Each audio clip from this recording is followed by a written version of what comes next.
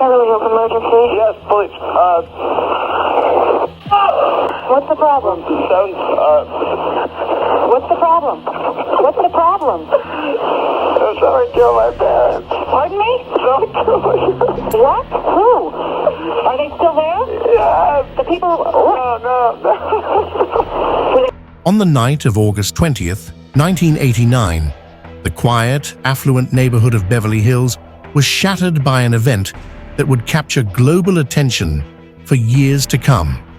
Inside the Menendez family's luxurious mansion, Jose and Kitty Menendez were found brutally murdered, gunned down in cold blood by their sons, Lyle and Eric. What appeared at first to be a tragic but simple case of parricide quickly spiraled into a complex web of accusations, dark family secrets, and a very public trial that would unravel the very fabric of a wealthy and seemingly perfect family. Welcome to Shrouded Mysteries, where we uncover the most unsettling and enigmatic stories from around the world. Today, we delve into the sinister origins of a case that shook the foundation of a wealthy family. What appears to be a simple tale of parricide becomes a chilling descent into darkness and deception. Join us as we explore the secrets behind the tragic and infamous Menendez brothers case, a story of power, pain, and a thirst for justice that still reverberates to this day. On that fateful night, the brothers entered the house armed with 12-gauge shotguns loaded with high-impact shells. The menacing sound of gunfire pierced the silence of their pristine Beverly Hills home as Lyle and Eric unleashed a savage barrage of bullets. The brutality of the attack was overwhelming.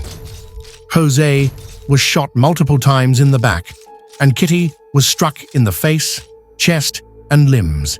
Kitty, despite the severity of her wounds, continued to show signs of life. In what can only be described as a chilling display of cold detachment, Lyle returned to retrieve more ammunition to ensure she was dead. At first, the brothers claimed to have found their parents dead upon returning home, immediately pointing to Jose's business dealings as a potential motive for the murders. They implied that their father's involvement in shady criminal activities might have led to their family's target.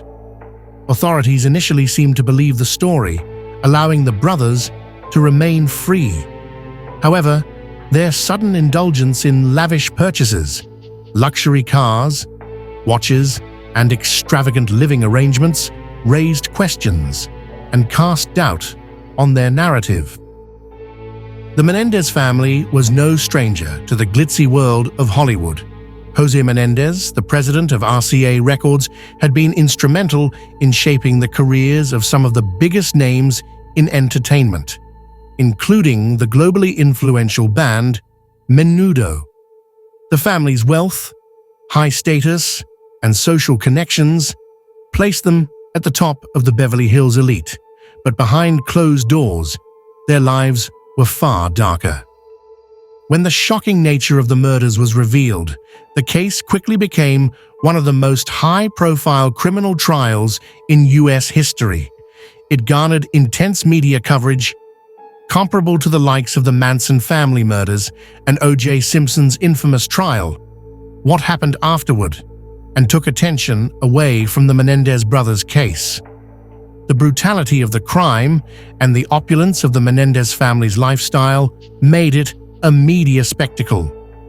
The brothers' tragic backstory, with claims of years of physical, psychological, and even sexual abuse, added fuel to the fire, igniting a national debate over the true nature of the killings. Lyle and Eric's confessions, recorded during therapy sessions, would become some of the most sensational pieces of evidence in the case. The brothers spoke in detail about the alleged abuse they had suffered at the hands of their father. Lyle described how Jose, a powerful figure in the entertainment industry, had sexually assaulted him and physically tortured both him and Eric. These confessions shocked the public and polarized opinions. Some believed the brothers were simply responding to years of torment, while others saw them as cold-blooded killers with a thirst for money. During the trial, the defense team painted a picture of two sons driven to their breaking point by a father who was a monster hidden behind the public persona of a successful businessman. They portrayed the brothers as victims of horrific abuse, forced to live in a constant state of fear. The prosecution, however, argued that the brothers had not acted in self-defense or out of desperation, but had instead been motivated by greed.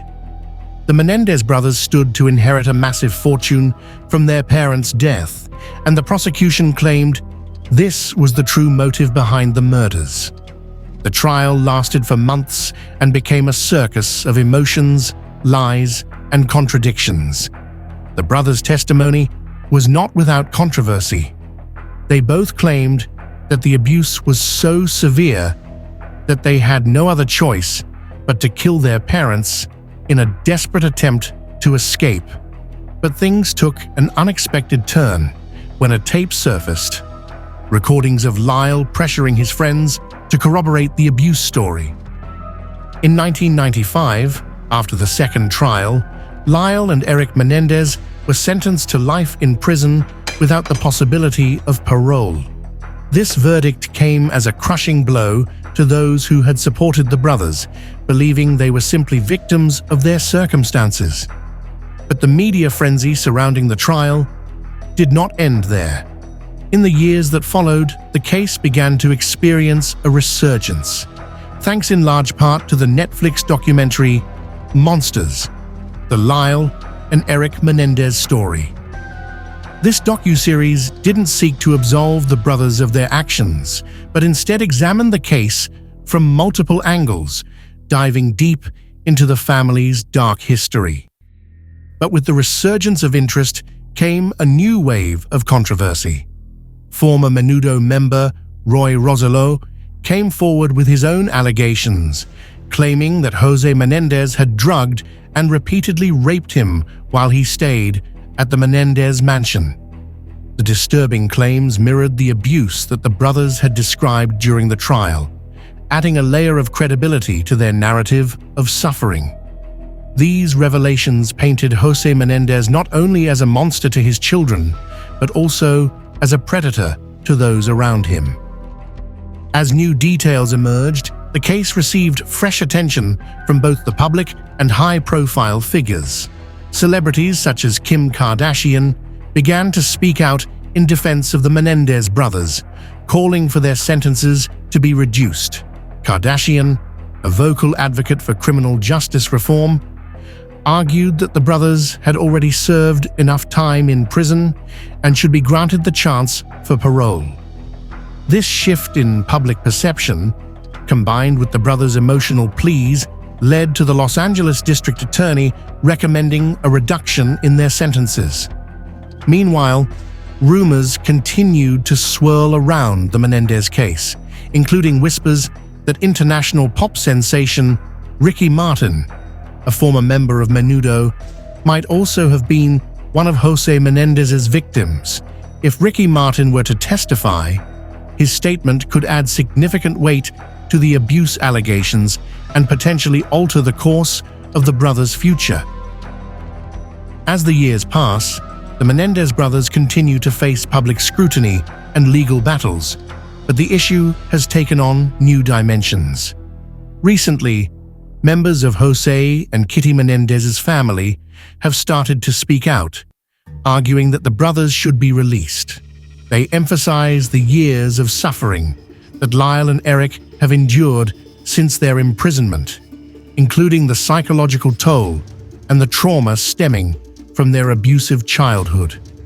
These family members contend that the brothers have already paid a high price for their actions and should be granted a chance at parole.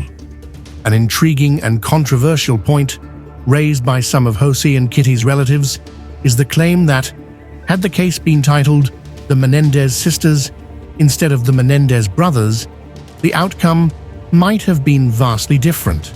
They suggest that if Lyle and Eric had been women, the public's perception and the legal proceedings might have played out more favorably.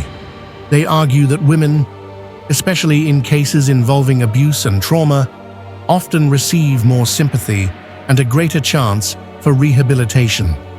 The idea that the brothers are still imprisoned, despite the mitigating circumstances of their childhood abuse, speaks to deeper societal perceptions about gender, justice, and victimhood. This argument points to a broader conversation about the disparities in the criminal justice system, where the public's reaction and legal decisions can often be influenced by the gender and race of the accused. In high-profile cases such as this, many believe that the Menendez brothers, like many men in similar circumstances, have been subjected to harsher judgment simply because of their gender, leaving them to serve out their life sentences, while others in comparable situations may have been released long ago. While it is impossible to predict what the outcome would have been had Lyle and Eric been women, this plea has sparked a debate about fairness, treatment, and the role of gender in criminal justice. The continued calls for their release suggest that a portion of the public and even members of the Menendez family believe the punishment has been long enough. Meanwhile, the question remains: would the brothers have received the same treatment if the case had been framed differently? This lingering controversy continues to haunt the Menendez case, reinforcing the complex narrative of abuse, justice, and public perception. The question remains: is justice truly being served here? Are Lyle and Eric Menendez simply victims who found themselves trapped in a twisted family dynamic? Or are they manipulative, calculating murderers who killed out of greed, seizing the opportunity to claim their parents' fortune? The Menendez case is a disturbing reminder that appearances can be deceiving. The Menendez family had it all: wealth, fame, and success, but beneath the glossy surface lay a tale of brokenness, torment, and corruption. Jose Menendez's public persona as a beloved entertainment mogul hid a man capable of unimaginable cruelty. Kitty Menendez, too, was a victim, caught in a web of deception and abuse, but her tragic death only fueled the sinister mystery that surrounded the family. As this case continues to resonate in the public consciousness, it forces us to confront uncomfortable questions about the complexity of human nature, the frailty of justice, and the true nature of victimhood. Was Jose Menendez a man who deserved to die at the hands of his sons, or were they merely pawns in a cruel game of power and control? Are they cold-blooded murderers, or are they victims of a legacy of abuse, seeking justice in a world that failed them? What do you think? Were the Menendez brothers justified in their actions, or did they kill out of greed and malice? Were they victims or monsters? The debate rages on. As with many cases like this, the truth is never as clear-cut as we would like to believe. But one thing is certain: the Menendez brothers' story will continue to captivate, horrify, and intrigue for generations to come. If this story fascinates you, would you like to know more? Want to dive deeper into the untold details of this case? Leave a comment, and don't forget to subscribe for more unsolved mysteries.